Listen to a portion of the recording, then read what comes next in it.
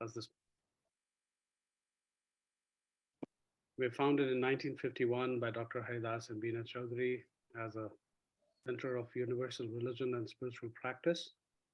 And in keeping with the spirit of unity and diversity, we honor the spiritual traditions of diverse cultures and religions.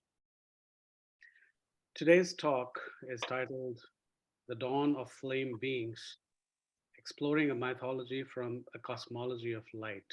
And it is going to be presented by Dr. Praveen Malik and Margaret Astrid Faines. Dr. Praveen Malik has been developing a unified theory of mathematics of organization over the last 3 decades.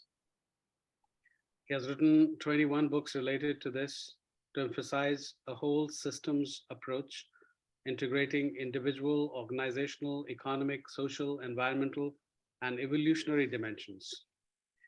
In recent years, he has been intimately involved with computer modeling of complex organizational, economic, and world systems, help different stakeholders practically navigate and understand possible futures. Margaret Astrid Faines composes illuminating graphics as visual meditations. Margaret taught digital media at the University of Hawaii Maui College and at the University of California, Santa Cruz. Her Light Force visual meditations have been published in The Dawn of Flame Beings, Musings on Light, and Collaboration, a Journal of Integral Yoga. Presentations include OM conferences, CIF Zooms, and Sri Aurobindo Sadhana Peetham. The details on her retreats can be found at www.margaretfaines.com. And before we proceed, I would like to read a poem from Dr. Haridas Chaudhary. This is from The Rhythm of Truth. And this poem is called Male and Female. The real, in its inmost essence, is beyond all distinction. It knows no difference in sex, no internal division. It can hardly be regarded as heavenly father or mother.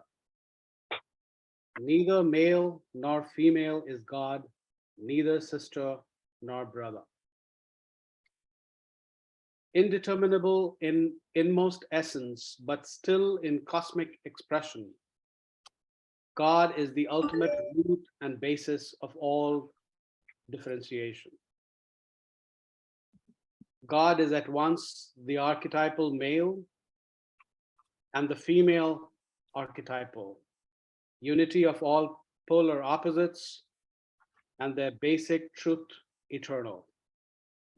As cosmic male, his timeless perfection, the white radiance of Shiva. As cosmic female, endless self-expression, Shakti in her dynamic flow. As cosmic male, he is immutable being, Purusha's perfect composure. As cosmic female, mutable becoming, Prakriti's creative pleasure. As cosmic male, his eternal fact, eternally self-accomplished. As cosmic female, perpetual act without any goal to be reached. As cosmic male, he is pure universal, philosophers call subsistence. As cosmic female, the concrete particular philosophers call existence. As cosmic male, his absolute thought, the pure infinite logos. As cosmic female, all embracing love, the all sustaining eros. As cosmic male, is infinite wisdom, the pure original light. As cosmic female, self-expansive delight, the one universal life.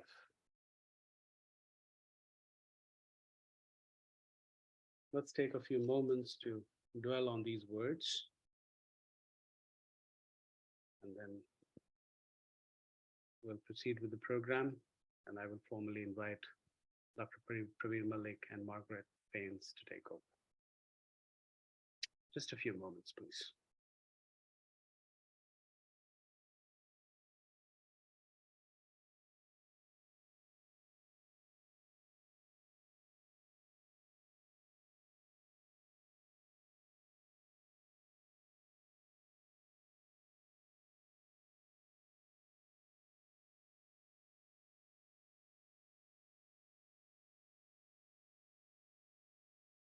Welcome, Pravida and Margaret. Over to you. Thank you so much, Kundan. Thank you, Kundan. And really nice to see all of you. And I'm going to share my screen and we'll get launched with this.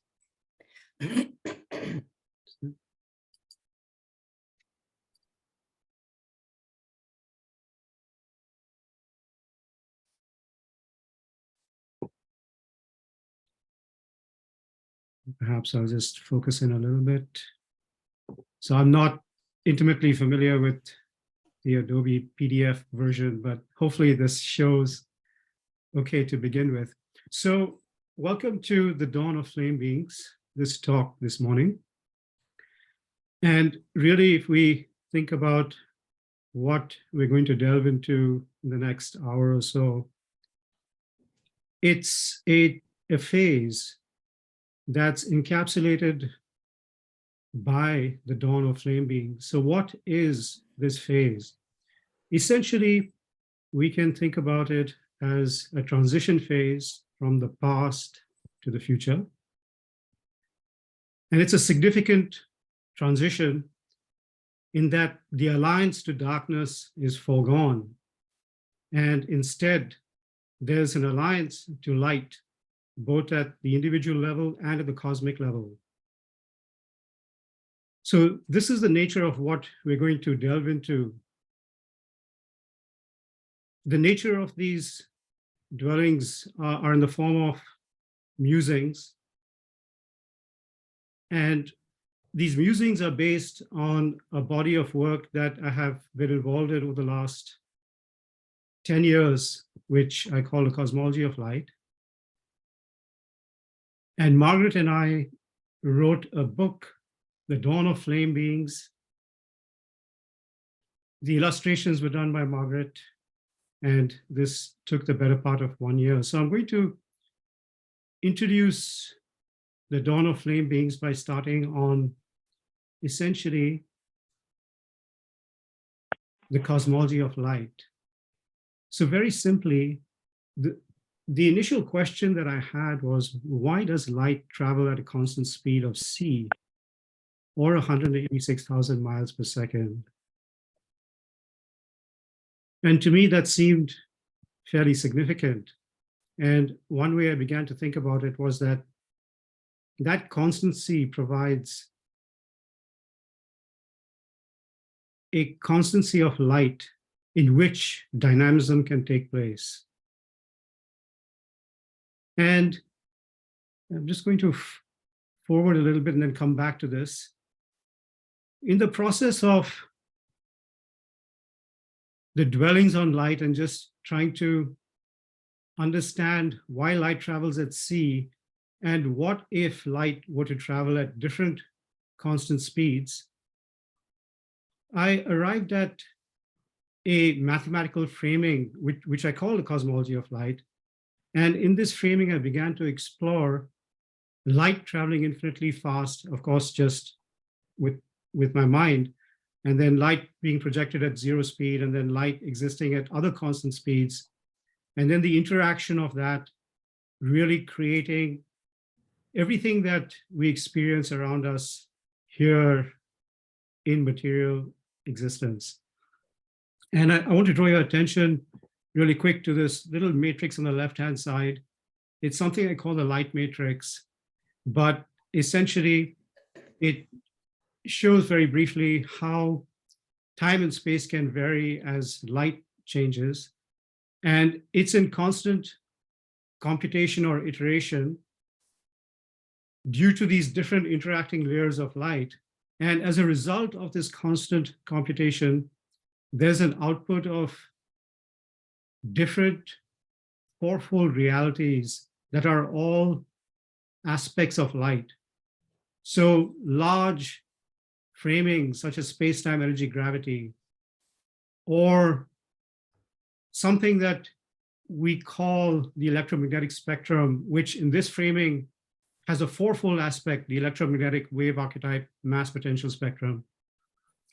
But there's many different surfacings that become evident as one begins to delve into this nature of light. And somewhere in these surfacings, I began to glimpse beings and becomings. And that really is the basis of the mythological musings on a cosmology of light.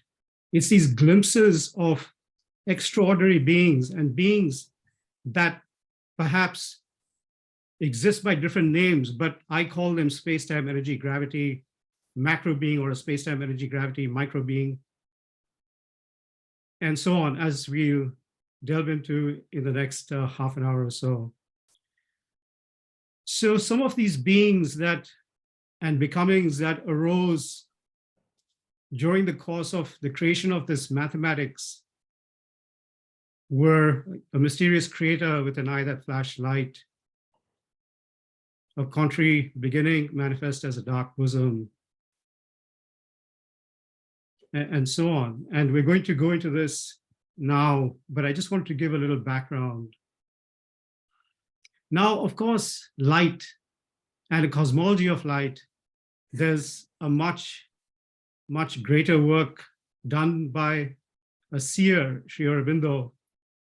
And we know that work in his epic Savitri.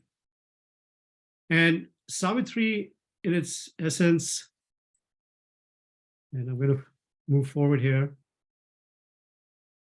is none other than a cosmology of light. So if we take his Gayatri mantra, the Savitri mantra, Tat Savitur Varam Rupam Jyoti Parasya Dhimahi Yanna Satyen Deepayet. Let us meditate on the most auspicious form of Savitri, on the light of the Supreme that will illumine us with the truth.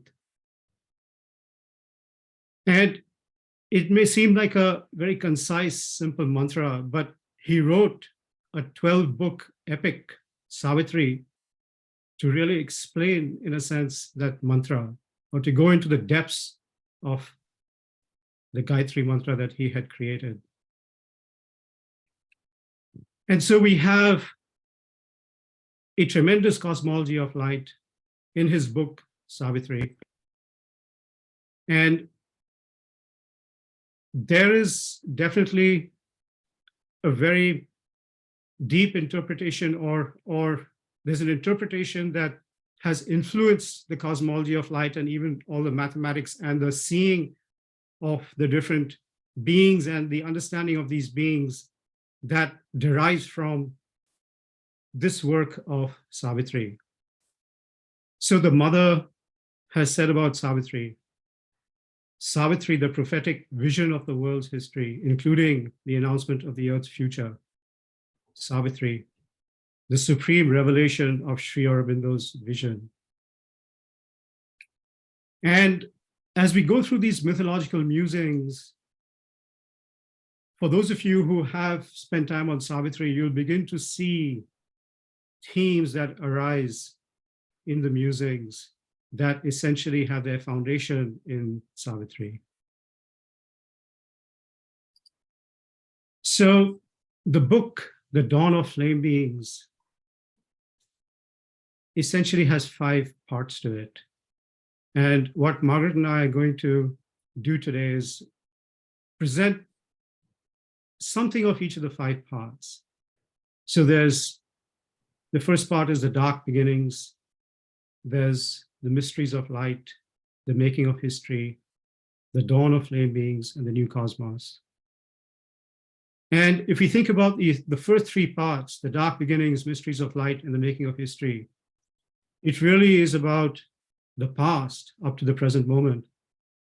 And then we have musings that explore some kind of future, and these are called the dawn of flame beings and the new cosmos.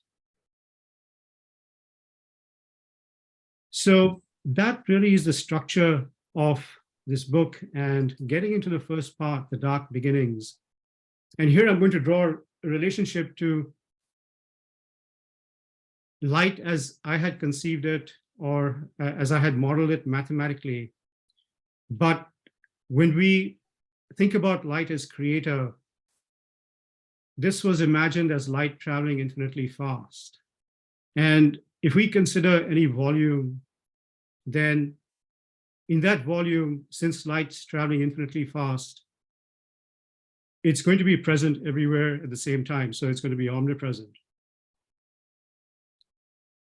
In that volume, since everything is connected in the nature of light, there's going to be an omninurturance or omniharmony that exists by definition. Since everything appears and disappears in this fabric of light, it's instantaneously recorded in that fabric. And so there's an omniscience that is also present in that volume of light.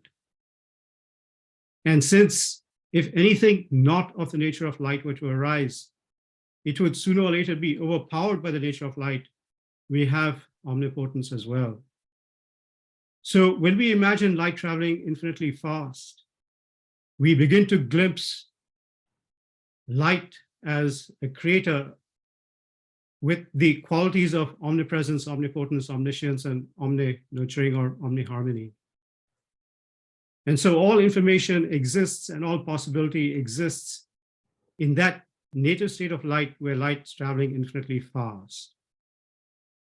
But light as creator then projects different aspects of himself or herself into a creation. And when we think about the dark bosom, then we can imagine light having been projected at zero speed. And because it's projected at zero speed, that light now cannot travel anywhere. So it's completely, by definition, fragmented. It cannot connect anything together. So there is no possibility of harmony. If anything else were to arise, light would not be able to overcome it in the nature it did in its native plane. And so there's complete weakness. And since it could travel nowhere outside of its little point, there would be no omniscience, but the exact opposite of that, there would be complete ignorance. So the dark bosom is imagined as this place where light is projected at zero speed. But the fact remains that it's light itself that has projected itself in this realm. And even though through some tremendous act of magic, it's covered itself so that it can't travel and appears as darkness, yet in that darkness, there is something, or there is all of what that light is. And that's something that we begin to, or there are some musings to do with that later on. Now, these four properties or these four aspects that we call broadly omnipresence, omnipotence, omniscience, and omninurturance. And we can give them simpler names. We can call them presence, power, harmony, and knowledge. So we call them these four names. And so it's something of these four that are now present in this dark bosom. And they exercise a certain power in this dark bosom and seek to rule in the way from their separated points, but in the isolation of what they stand for. And that's what creates, in a sense, the Titan reign. But yet, if we think about the nature of light, and just simply from the simple point of view, whatever else light might be, but just from the simple point of view that when it's traveling infinitely fast, it has these four properties of presence, power, knowledge, and harmony. And these, it's implicit in light. And no matter how it's expressed, no matter how light projects itself, it always seeks to maintain the integrality of that fourness. And this integrality, as we'll see in Titan matter, expresses itself, no matter how it expresses itself, as quantum particles, as a being of quantum particles, as a being of the electromagnetic spectrum, yet it binds itself to create this Titan matter through this forbidden love, because we can say that this love that's implicit in light, that connects these four things together implicitly, even when it's projected explicitly, seeks to find that oneness that is missing. And that is, in a sense, love, but it's a forbidden love, because in this Titan reign, the individual Titans seek to express only what they stand for. And so that love acts in spite of this Titan reign. It's a forbidden love. And this forbidden love creates Titan matter. So this is in some very, very far distant past, perhaps pralayas ago, where what is being mused here is that Titan matter is fundamentally different from the matter that we have today, because it arose from the dark bosom in which the fourness or the fourfoldness of light was separated and fragmented. And it began to arise because of forbidden love and began to bind. And if we study, or if we look at, for example, like quantum particles, we know that all quantum particles are separated into four categories. We have quarks, leptons, bosons, and a Higgs boson. And if we penetrate more deeply into what they stand for, we can propose that quark stands for knowledge, boson stands for harmony, Higgs boson stands for presence, and lepton stands for power. And because that implicit urge in there is there for light, for love in the light, these four seek to coalesce, and they create the basis of then matter, in a sense. So we can see that that separation, seeking to embrace itself again, creates a different matter that's arising from the depth of a dark bosom. But if we project this forward, then even all suns that existed in this far, far distant past were the creation themselves of these layers of matter and life that arose. And matter arising in a particular way created a coalescing of particles, atoms, and in some instances became suns. But even those suns had a different nature to the light that they expressed. The light that they expressed was a different nature than the light we see today in this universe that's been created from light having precipitated to the speed c. And we'll be getting to that in a few minutes. But as pralaya upon pralaya happens, there's some kind of knowledge that continues to accumulate in that dark bosom. And eventually, there's the last pralaya that occurs. Because even the matter and the possibilities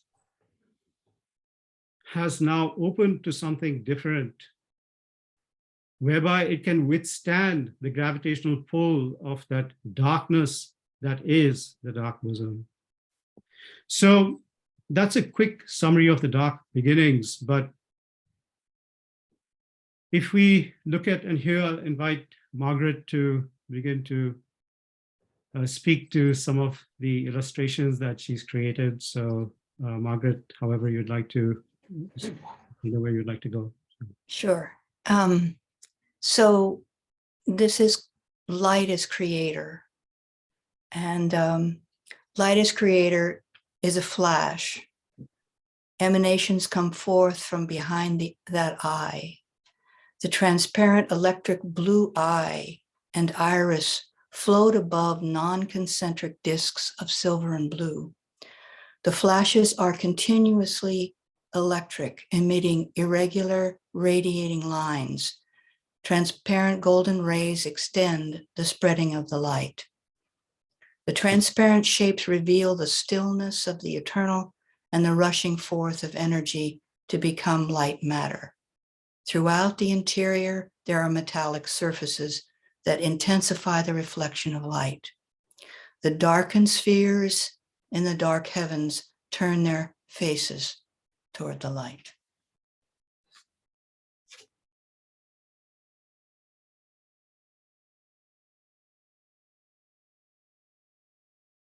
Do you like to Sure. speak about this, or would you like Sure.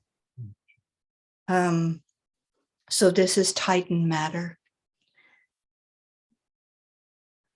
Titan matter develops from the light being held back by darker forces. The darkened field with a radiant X expresses the underlying power of light and matter's emergence. The four darkened spheres reveal each of the fourfold properties of light and matter. As space-time energy gravity emerges, it supports other emergences. Here, electromagnetic wave archetype, mass potential field, quantum particles, and atoms are essential layers in matter's creation.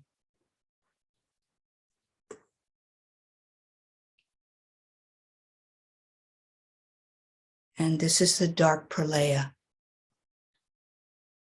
This piece continues with the previous themes of fourfoldness, space-time energy gravity, as well as the layers of electromagnetic wave field, particles, and atoms are established. The gray to black field depicts the range of dark matter. The macro and micro triangles reflect the subtle play of light and dark and translate how darkness is infiltrated by light. At this stage, all the components interact in ways that demonstrate the precariousness of Titan matter. Thank you. Yeah. So, now we come to the mysteries of light, which is part 2. And here, perhaps what I'll give a brief overview and the relationship of all these different forms of light to the fourfoldness, and some key beings that emerge in this chapter as well. So, first of all, we have the secret of c. C being the speed of light traveling at 186,000 miles per second. And against the background where you had light projected at 0 speed, that inevitably results in pralaya after pralaya, until that matter is able itself to open more to light, even in that darkness, that precipitates something different. And C is that projection of light at a particular speed that allows the universe to be created in the way that it has been created. The matter that has been created is the result of this precipitation of light to speed c. And one way to think about it is that it being closer to the native speed of light relative to 0 it allows something different from the native field of light to operate in it. Now, I'm going to just read a little extract from SeaWorld Embryo. And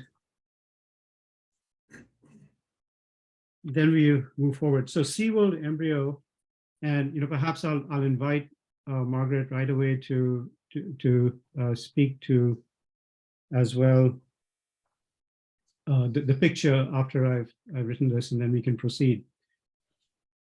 So light at sea allows another world to be created. This world is relative to the native world of light. This in contrast to light projected at zero, which is an absolute. The world created from light at sea is a closer relative to the native world of light, allowing therefore more of the infinity in light to manifest. This sea world creates a stable substance, a foundation that allows another kind of matter to form in it in another way. Titan matter emerged in spite of its context, because of the love that is forbidden in the world where there is no light.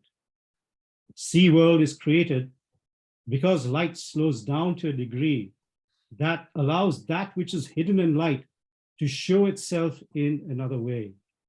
Love is no longer forbidden and light acts openly. There is differentiation of the infinity held previously as oneness, and as vast number of subtle seeds born by light love express themselves in first material form, a big bang is precipitated. This big bang or crack is the first womb of material creation, ushering in first substance into a sea world embryo. Birth and light will now beget birth of light.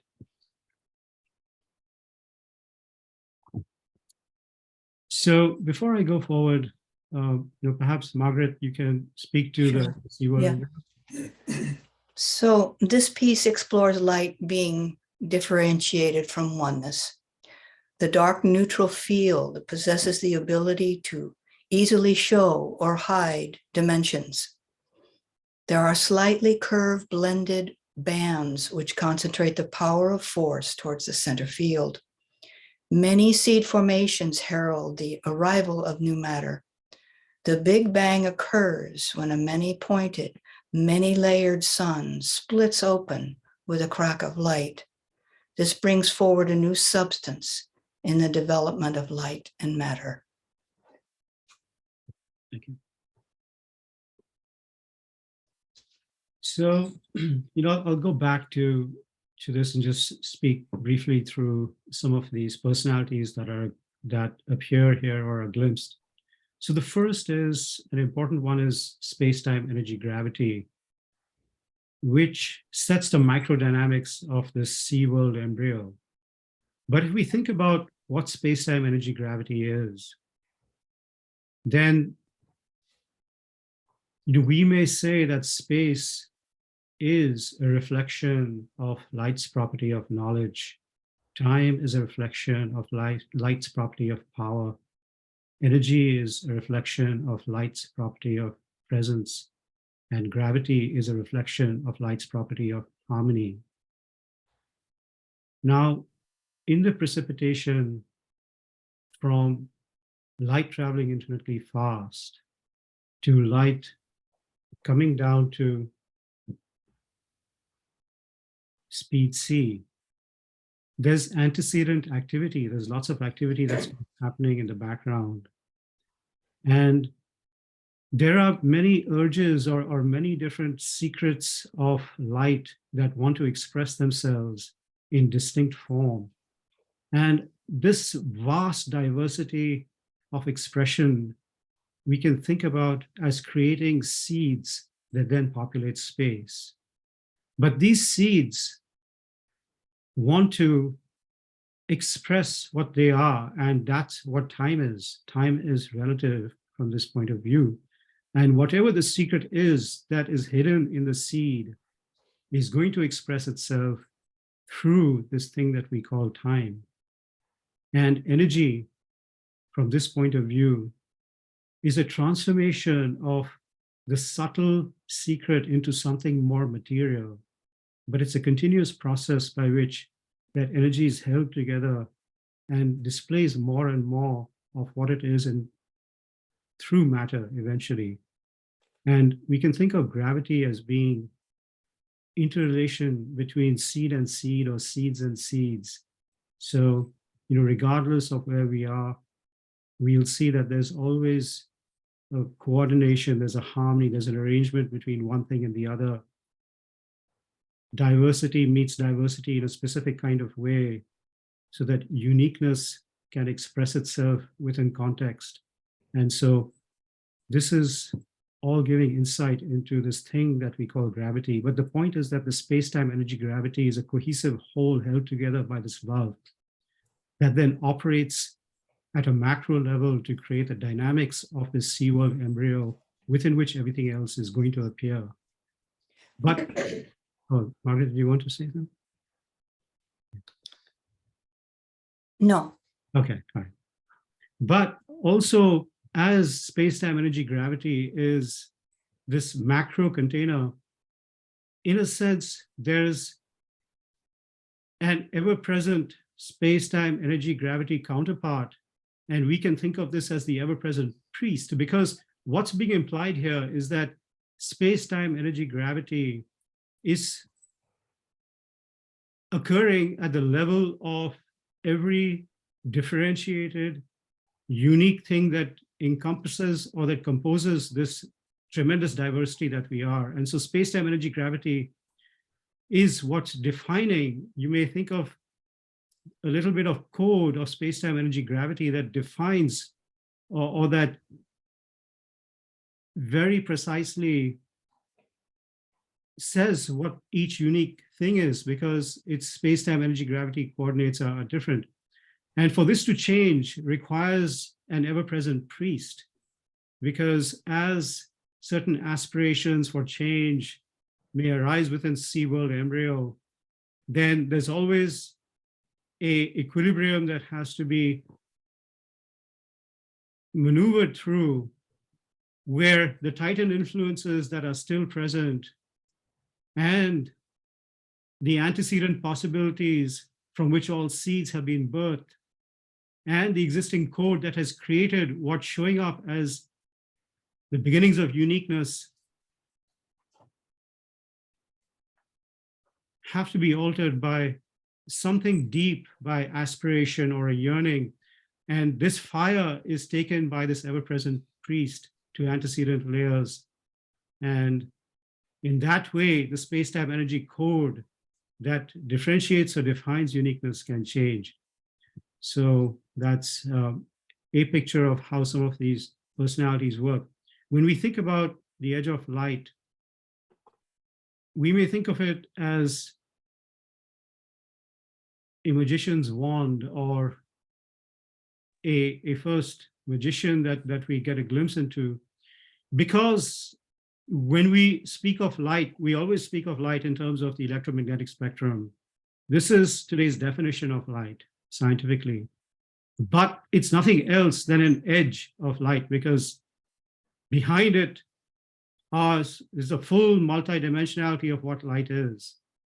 And so this is what that edge of light refers to. The crucible of love is essentially suggesting that this love that was forbidden has now become active in this present universe. And it is due to this love that we saw space-time energy gravity coalescing into one entity. It is due to this love that what we perceive as the electromagnetic aspect of light, in fact, has an electromagnetic wave archetype mass potential aspect, again, all coalescing together as one. When the first of the multiverse mysteries arises, and that refers to quantum particles, trillions upon trillions of copies of each other that vary only slightly and contain all the fullness of light within them. And so truly multiverses that are all contained within this embryo, the SeaWorld embryo, and subject to space-time energy gravity. And then we come to this other aspect of the creation of love, atomic equilibria. And if we look at atoms in any detail, we'll see that they belong to one of four categories. There can be S shell, P shell, D shell, or F shell atoms. And if we probe what really does S shell, P shell, D shell, and F shell stand for, we'll see that, in fact, S shell can be nothing other than light's aspect of power. The P shell, nothing other than light's aspect of knowledge. The D shell, nothing other than light's aspect of presence. And the F shell, nothing other than light's aspect of harmony. And these are all held together to create atoms, coalesce with atoms to create then all kinds of molecules that create basically both, or are the frame in which both animate and inanimate life or inanimate matter arise.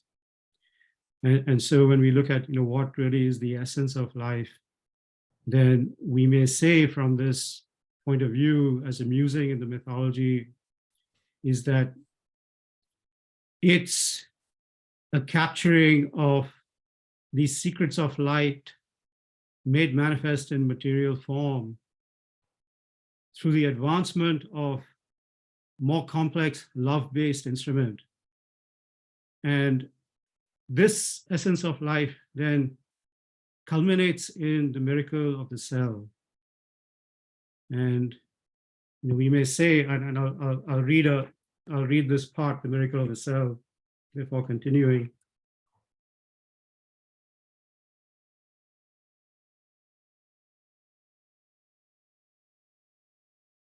The miracle of the cell. As life advances, more complex forms have to manifest to keep step with its space. Atoms already housed fathomless power in them, and through the wonder of combination continue to give rise to an infinite number of molecules. And then these molecules containing universes in themselves, under the aegis of the guiding light, are compelled to combine together in master formulae to give rise to four foundational plans complete enough to hold the ever more intricate rhythms central to the evolution of life. We call these foundational plans nucleic acids, polysaccharides, proteins, and lipids. And each is a special vehicle for light, grounding a more advanced iteration of light's fourfoldness, knowledge, power, presence, and harmony, respectively. The goddesses of knowledge tie together four mysterious blocks and strands capable of being the basis of infinite information. The goddesses of power create wells of energy capable of sustaining life in its vicinity. The goddesses of presence multiply function as form to create all manner of minute device. And the goddesses of harmony manifest wise division to allow work to specialize and coordinate. And when these four master creations are held together by love, there arises a veritable miracle, a world so complete, inhabited by millions of beings, forming the basis of all that is yet to come, the cell.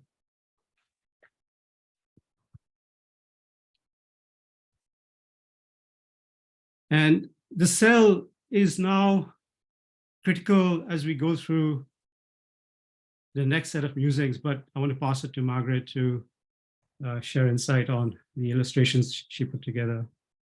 So this is the miracle of the cell. This piece relates to the forces of knowledge, power, presence, and harmony, and how these same elements manifest in the cell. The surrounding blend of colors support the cell as a miracle held together by love. The four spheres with centered ovals emanate the universal fourfold forces through their diffuse colors and blends. The corresponding palette identifies each quality in the structures of the cell. Taken together, the vibration of the colors of love and the macro and micro qualities of the cell portray a miracle.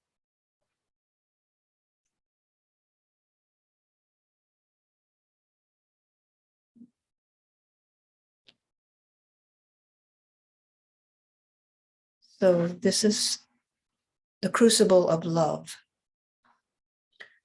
This piece presents many entities whose roles are central in the story of love, light, and matter. The stage is set with the colors of love, from dark reds through transparent pinks. The flame of her being and the flame of aspiration of the ever-present priest are essential to the whole. Behind these forms, there are layers of concentric suns with patterns of particles offering new combinations of love, light, and matter.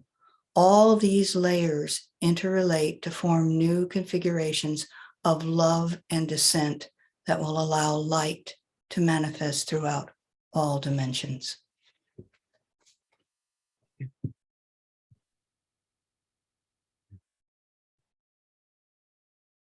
Now, the cell, which is a miracle of creation and houses within it many outputs of love light, becomes the scene for an inevitable battle. And this battle is between the Titan influences that exist due to that residue that the world is created from, the dark bosom, and the possibilities of light. And so the making of history dwells on this battle and the vanity of the stranglehold, because eventually, when light was projected at speed c, that light, it was only an instrument for something much greater that came down. And we can refer to that greatness as she or her. Something that when she came down, first of all, she couldn't come down. It would make no sense if what was being created was not already able to receive or be receptive to more of what she stood for. And so when we had the dark beginnings, she projected forward, or she sent forth only aspects of herself. But when light is projected at sea, there's a whole different possibility that arises. And so she comes down in a different kind of way. And as she comes down, aspects of her incarnate in pioneers of light and new fields, new sciences, new ways of looking at things arise because something of what she has incarnated in those pioneers in the fields that spread around what they're doing, essentially. But for her to come down, he already has to be present. So that oneness that was before the initial flash of light that created things, in that mysterious state that we can barely even intuit, that oneness of he and she existed in a different kind of way. And now, for her to come down more fully, he already needed to be here to call her. And so there's a tremendous courtship that is alluded to. And for this courtship to take place, there has to be a place. And so there are musings on the envisioning of earth and earth flames ode to infinity. That essentially, that ode to infinity grows and grows as their courtship continues through the ages and creates more of that possibility that was there far behind and above, now coming forward at the material level. And I want to I know that also being sensitive to time, we have about 10 minutes, so or maybe less than that. Kundan, when should we wrap this up? Just, Let's also, if it's possible, otherwise you can continue, we'll have yeah, sorry, what did you say? If what? in about 5 minutes. 5 minutes. Okay, great. Yeah, but but if it cannot be completed in 5 minutes, Yeah. you can go on till 12. No problems. Okay, that's fine. Yeah. So, essentially, it's the interaction of he and she, and that creates, also culminates in the greatest of historical events, which, I'll read this part just to ground it. And then we'll move quickly forward and just summarize the rest of the musings in a few minutes. The greatest of historical events. The greatest of historical events, following the long play of historical events, shaped by the ever-present and material him and her, will no doubt be the end of physical death. But that is no trivial matter. The flame at the center of the earth will have to see as the eye beyond time and space sees. And then it will have to see deathless forms created around kindred flames. And then it will have to open the doorway for these flames to step forth in bodies with no strain of darkness. But for this to happen, the kindred flames will have to have married light incarnate. New weddings in which the children of the earth, parts and projections of he who has been on earth since time immemorial, will have to marry victorious her close to the fullness of she, so that she herself can descend in them. But that will already mean that he, in his aspect of the guiding light, not in his aspect of the growing earth flame, will have to have called the fullness that she is, so that more of who she is can descend in her that grows on earth. Then the greatest of historical events, the end of physical death, will be close.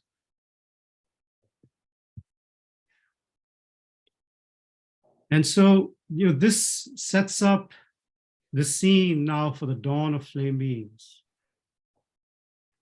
And Margaret, I'll just move to this quickly and then I'll pass it to you. Okay. So,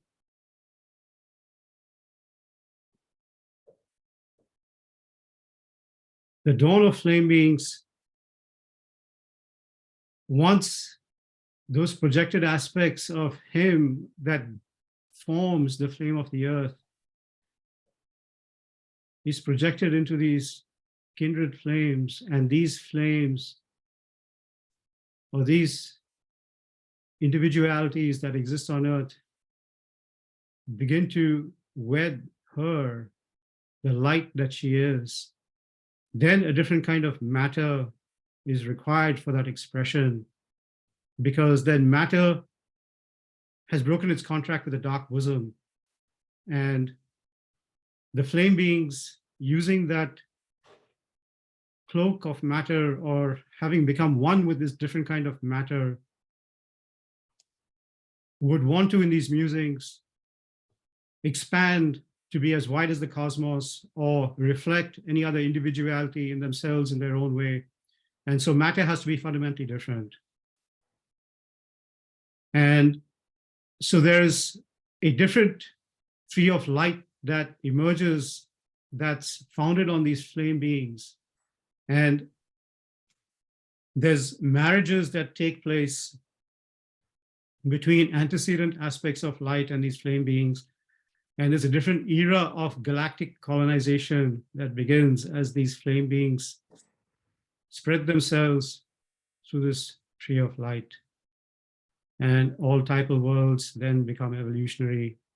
And even the antecedent gods, who perhaps at one point were repulsed by material life, now would find material life to be a veritable holiday.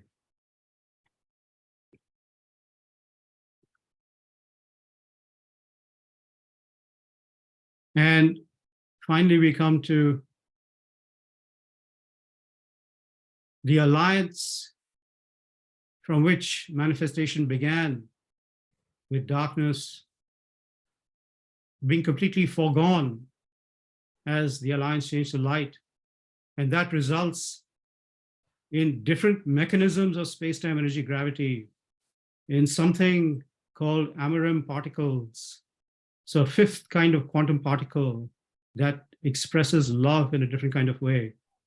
And then a fifth type of atom, an L group atom, that allows the 108 known functions of atoms to expand tremendously as love begins to experiment with all kinds of combinations. And then you have a fifth kind of molecular plan manifesting in cell that allows cells themselves to identify with the cosmos. And then truly you have fractal fullness, in that any being made from this kind of flame beings matter can reflect fully any galaxy within themselves or whatever else needed to be expressed. The quanta and being of speed that were instrumental in the precipitation to speed C, now themselves surrender to this material universe. And he and she can now reign in a completely different way, because matter itself has become one with everything that is. And finally, we conclude with matter marching forward in mysterious ways that cannot even be conceived, because it expresses most fully that mysterious state of light from which everything was projected initially. That kind of wraps it. So, Margaret, I don't know if you'd like to. I can talk about the next three. Sure. Yeah. So let's start here.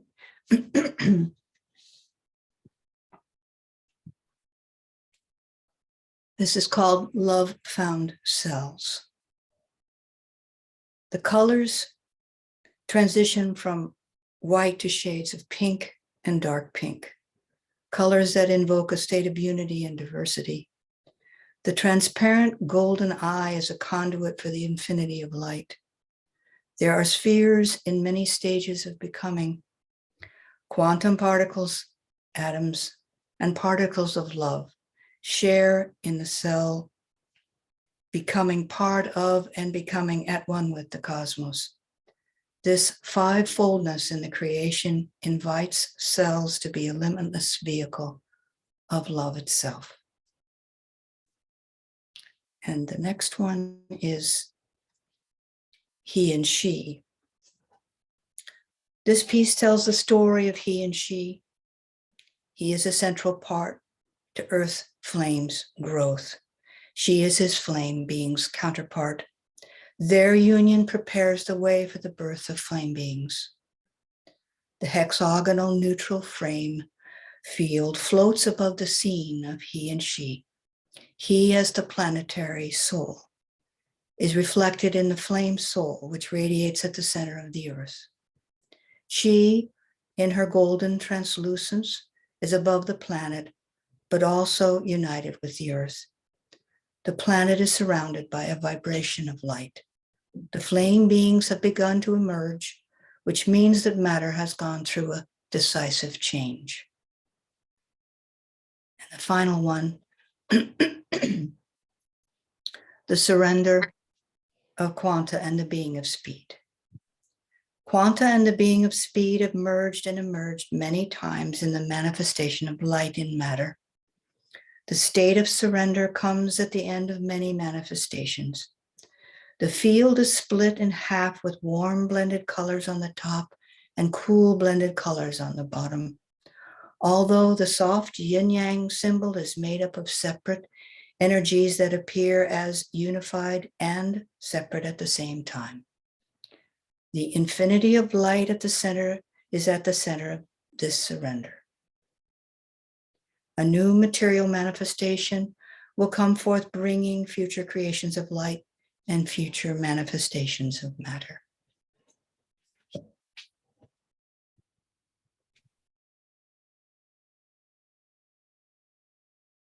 Thank you. The inspiration for the name of this book basically came from Built as a Golden Tower, the Flame Child Born, which is a line from The Everlasting Day, a canto in Book 11 of Savitri. And in a sense, what this book represents is an interpretation of Built as a Golden Tower, the Flame Child Born, using the scientific aspects of light to begin to see that in a different way. Thank you. Can we see the image of the built is golden? Thank you.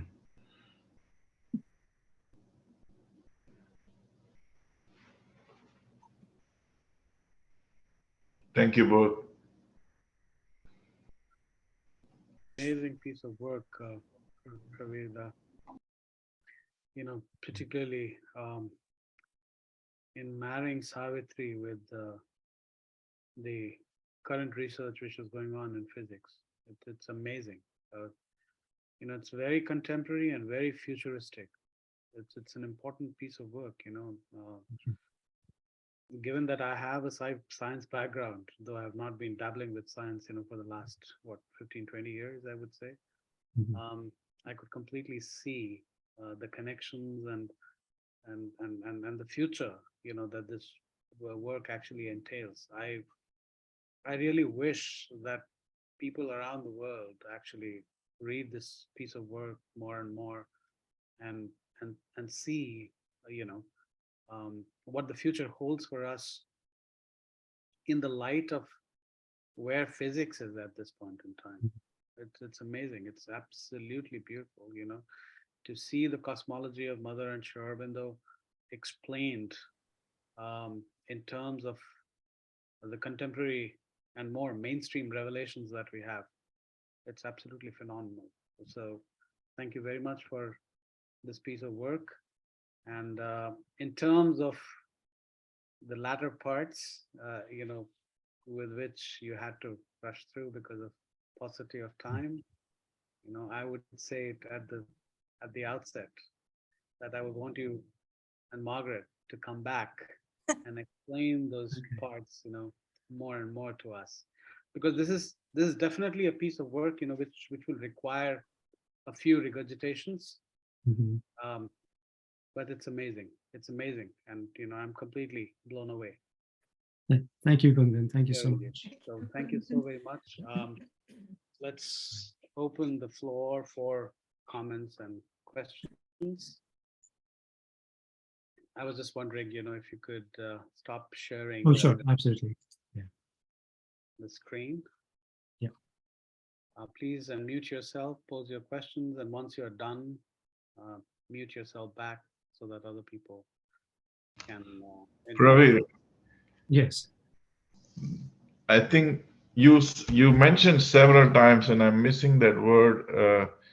I think when you mentioned the 186,000 miles, but there was a connection. Was it sea or seed? I could not.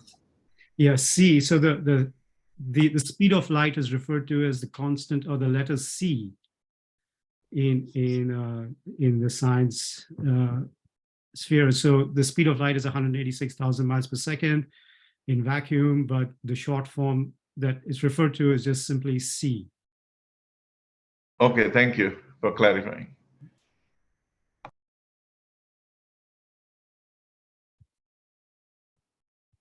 Thanks, Pravir and Margaret. I really enjoyed it. Very beautiful.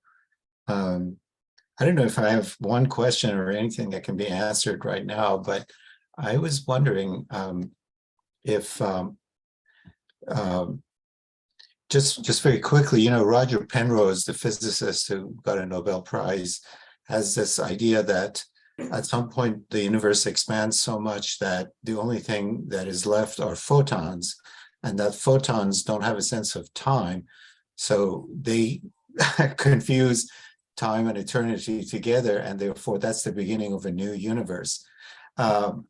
So that ties in with the idea of like the cycles of cosmos that India has offered in the past, and so his is probably very close to that. Now, in your sense, this idea of expanding the universe to the point of dilution to nothingness or something like that, how does that compare to ideas that you have put forward here? Because it sounds to me that you're proposing a particular sort of lasting future. Is part of the cosmos going to become like what you're describing, and the rest of it go into dissolution? Or can you say something about Yes, that? of course. Yeah, so essentially the way that I see it, and also what I've proposed in the mathematics, is that the infinity that is, or that exists in the native state of light, the whole purpose of the cosmos of manifestation is to bring that forward materially more fully. So there's no question of dissolution in this point of view. What really is happening is that you have that fourfoldness. We very simply, we summarize it as a fourfoldness of power, presence, knowledge, and harmony. And we're saying that everything that precipitates, everything that manifests in the universe manifests so that that foundation of fourness can allow more complex forms of fourness to come into being. And so we have very simply the edge of light and quantum particles. These are simple forms of the fourness.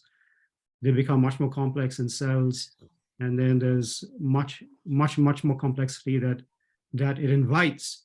But by no means is there any dissolution. There's in fact a complete enriching of the cosmos and every part of it in this point of view.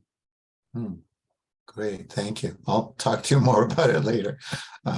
Thanks.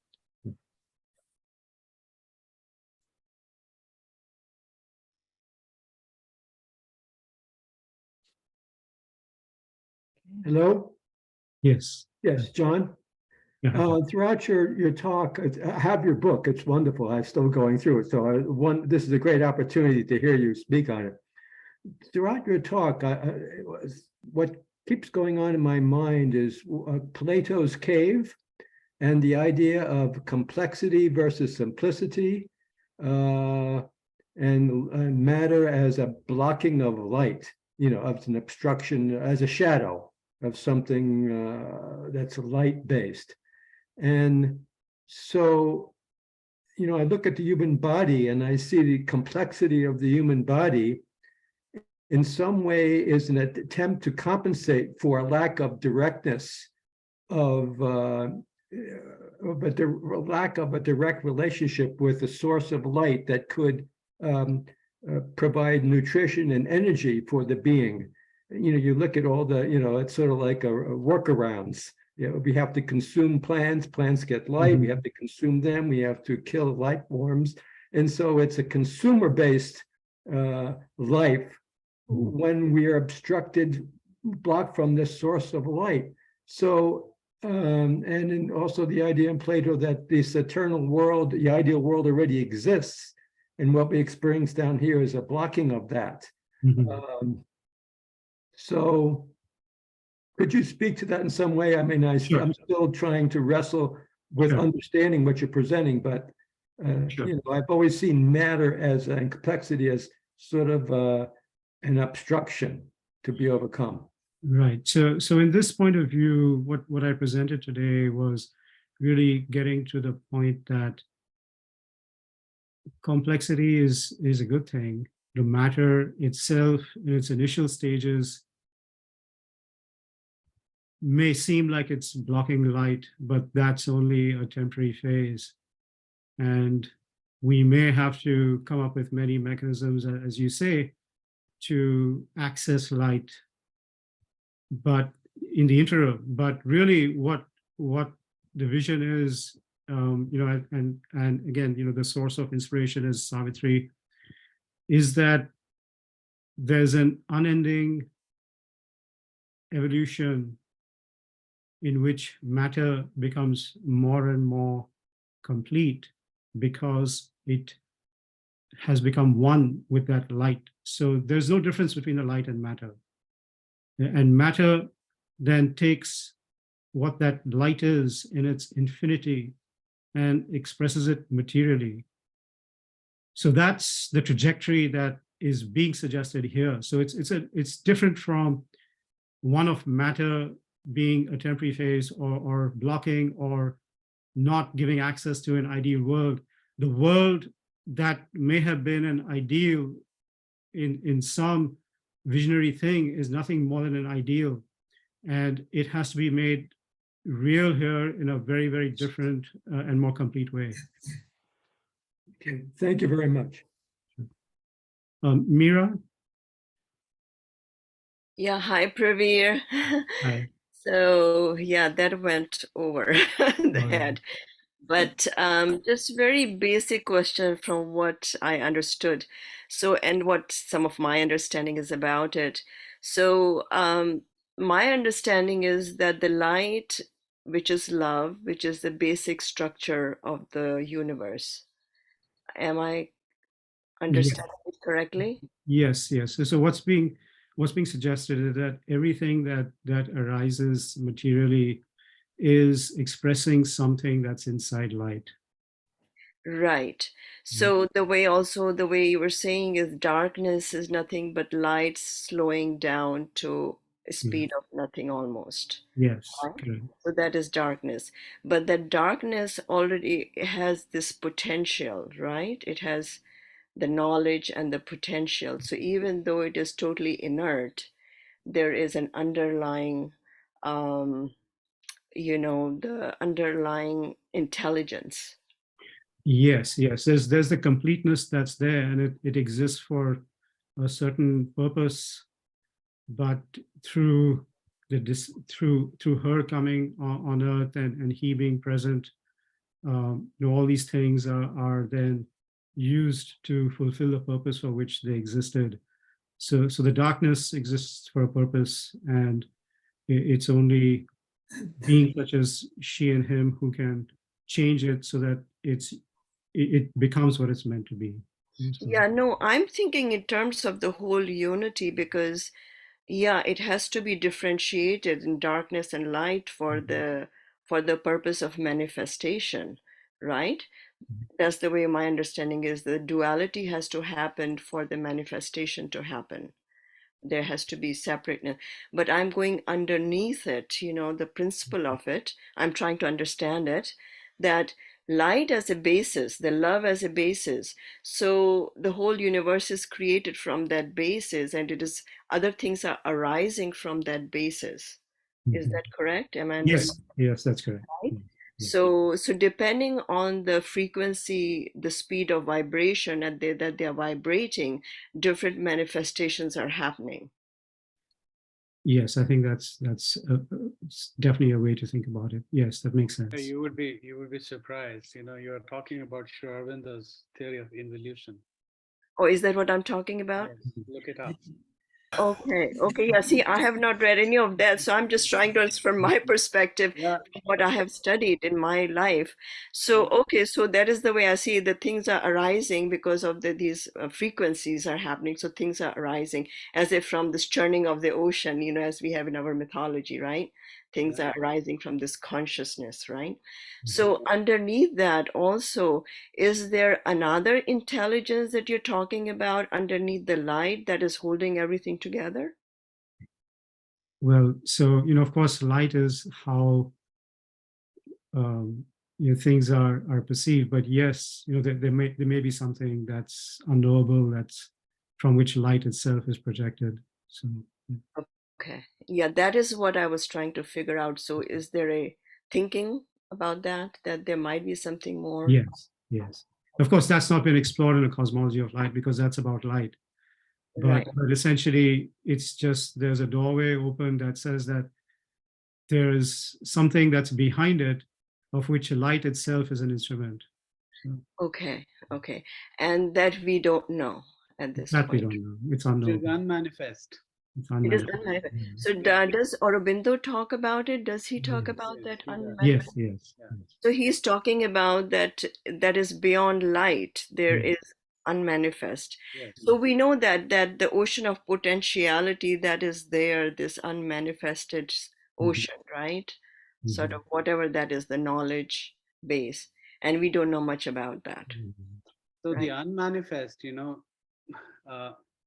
comes into manifestation, and then it completely involutes itself, to a place where it actually becomes unmanifest once again, but this is the inversion of that unmanifest. Yeah, it sort of goes like this, Yeah. right? It expands and And then then it contracts. begins to kind of, unfold once again. And Yeah, that was the contracts. story. That was the story that Praveda was talking about. Right. But that initial impulse for it to extract, I mean, to expand and to contract, do we know anything about that? Where that impulse comes from? Impulse comes from the divine itself, What is divine? That's the $1 million question,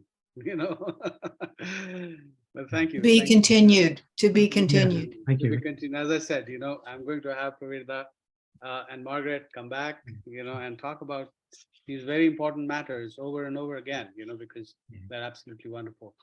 Yeah, So we have a few more hands up. I see Michael and I see Linda, so who Michael.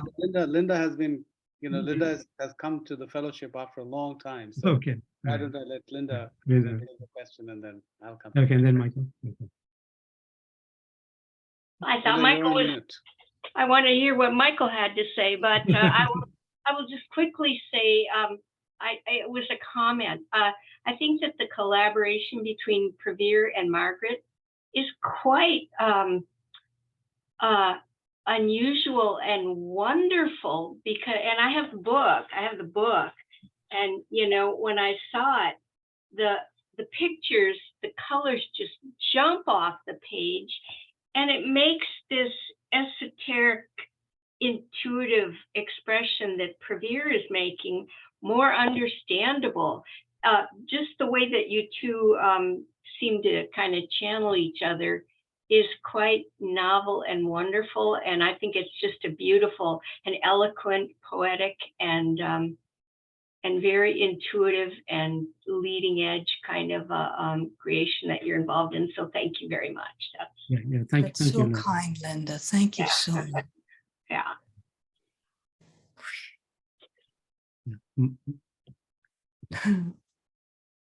So I have to salute your enterprise, this wide-ranging enterprise and the beautiful illustrations. It's really quite a project. I'm left wondering the interplay between unity and multiplicity or diversity. Mhm. If there is something that's omnipresent and omnipotent, how can there be evolution? How can there be multiplicity? How can there be something it isn't? How can there be anything but this thing? How can there be change? How can there be motion? Yeah. So if I just address that briefly, it's because this multiplicity is giving us a glimpse into everything that's in that omnipotence or in that omniscience. Everything that is in there is expressing itself in another way, so that it can experience itself materially. So it's a different way to see that omnipotence.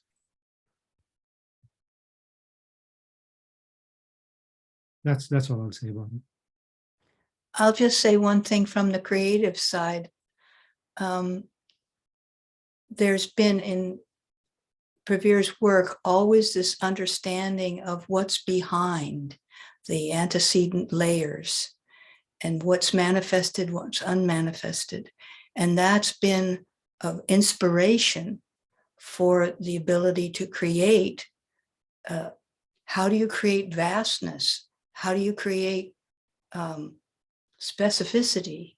Well, with layers and transparency, it's all there, but you're focusing on different iterations. At least creatively, that's how I proceeded to try and put this into a form, into a visual form. So that's just offering as an aside, maybe, Michael.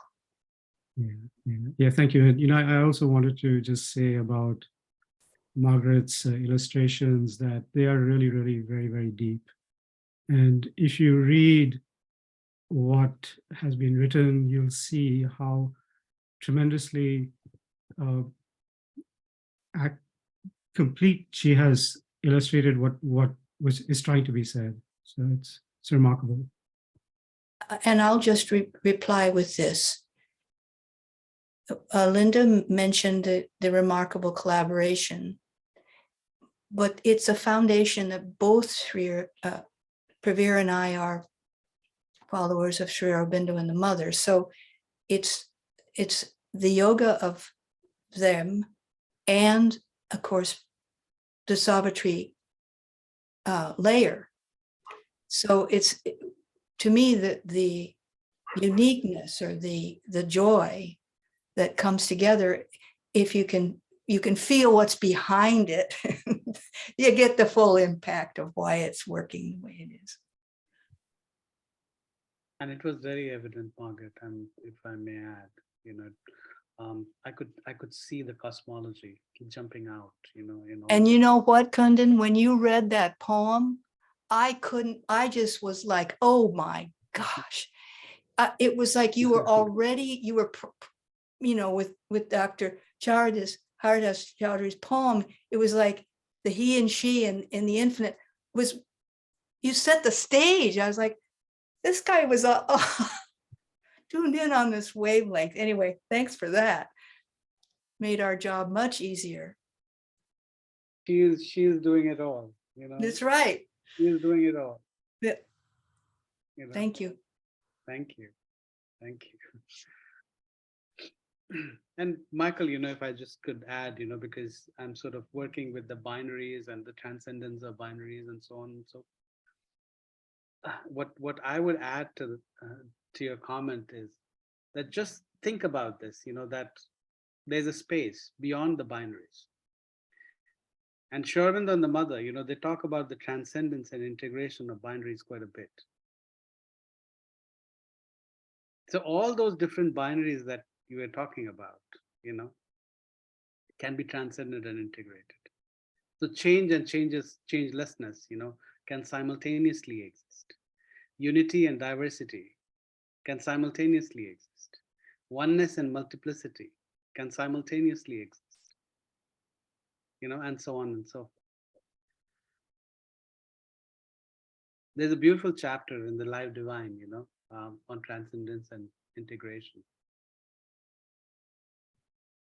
So I just wanted to sort of add Thanks to for that all the reference. beautiful things that have already been said.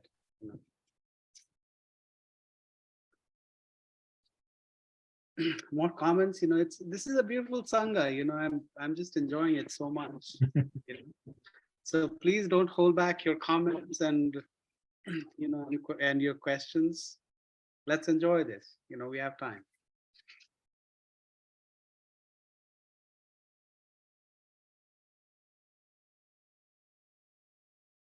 Then I'll begin to feel that there's an automatic silence descending over this community that we have built together. I'll stop.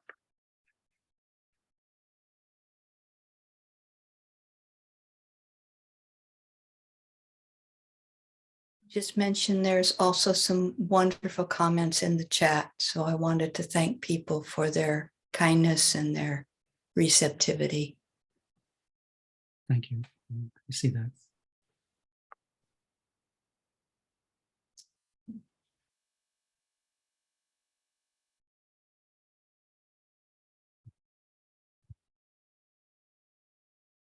Thank you very much. Thank you, Praveda. Thank you, everyone, Margaret, for your for this kindness. piece of work. Thank And thank you, everyone, for joining in today and participating. You know, it was absolutely lovely to spend this morning and afternoon with you all. Thank you very much. Thanks. Yeah.